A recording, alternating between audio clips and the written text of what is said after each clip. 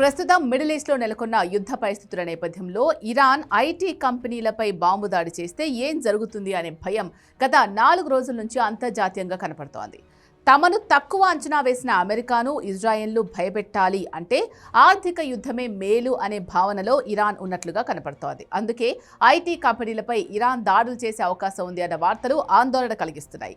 తాజా సమాచారం ప్రకారం ఇరాన్ ఇప్పటికే గూగుల్, మైక్రోసాఫ్ట్, అమెజాన్ వంటి దిగ్గజ సంస్థలను తన లక్ష్యాలుగా ప్రకటించింది.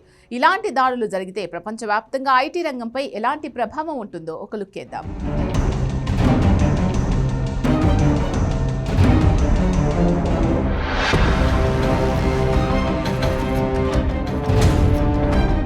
మిడిల్ ఈస్ట్లో వార్ సీరియస్నెస్ పెరుగుతున్న కొద్దీ యుద్ధం గ్రౌండ్ లెవెల్ నుంచి డిజిటల్ ప్రపంచానికి మారుతోంది. ఇరాన్ తన సైబర్ దళాలు, డ్రోన్ల ద్వారా ఐటీ కంపెనీలను టార్గెట్ చేయడం వల్ల కలిగే ప్రధాన పరిణామాలు ఇవే. క్లౌడ్ సేవలకు అంతరాయం. ఇరాన్ ఇప్పటికే గల్ఫ్ ప్రాంతాల్లోని Amazon data web services data సెంటర్స్పై డ్రోన్ దాడులు చేసింది. దీనివల్ల బ్యాంకింగ్, ఫుడ్ డెలివరీ, ఇతర ఆన్లైన్ అప్లికేషన్స్ నిలిచిపోయి సామాన్య ప్రజల జీవితాలపై ప్రభావం పడింది. డేటా సెంటర్లు భౌతికంగా దెబ్బతింటే అక్కడ స్టోర్ అయిన సమాచారం శాశ్వతంగా పోయే ప్రమాదం ఉంది. అందుకే కంపెనీలు తమ డేటాను ఇతర ప్రాంతాలకు తరలించాలని సూచిస్తున్నాయి. డేటా విధ్వంసం. ఇరాన్ అనుకూల హ్యాకర్ గ్రూపులు కంపెనీల నెట్వర్క్లోకి ప్రవేశించి డేటాను పూర్తిగా తుడిచిపెట్టే వైపర్ మాల్వేర్ను ఉపయోగిస్తున్నాయి.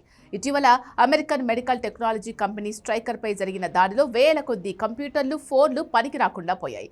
ఇలాంటి దాడుల వల్ల కంపెనీలు తమ కీలకమైన మేధో సంపత్తిని కోల్పోయే అవకాశం ఉంది. సర్వీసులు బంద్. హ్యాకర్లు భారీ ట్రాఫిక్ను పంపి వెబ్సైట్ను క్రాష్ చేస్తాయి. దీనివల్ల కంపెనీలు తమ కస్టమర్లతో కమ్యూనికేట్ చేయలేవు. వ్యాపార లావాదేవీలు నిలిచిపోతాయి. గూగుల్, మైక్రోసాఫ్ట్, ఒరాకిల్ వంటి కంపెనీలు ఇలాంటి అటాక్స్కు మెయిన్ టార్గెట్గా ఉన్నాయి.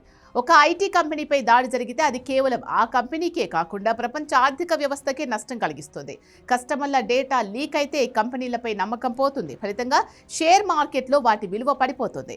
పెద్ద ఐటీ కంపెనీలు దెబ్బతింటే వాటి సాఫ్ట్వేర్ను వాడే వేల కొద్దీ ఇతర చిన్న కంపెనీలు, బ్యాంకులు మరియు ప్రభుత్వ సంస్థలు కూడా ఆగిపోతాయి. ఇరాన్ దాడులు కేవలం సైబర్ స్పేస్కే పరిమితం కాకుండా డేటా సెంటర్ల మీద భౌతిక దాడుల రూపంలో కూడా జరుగుతున్నాయి.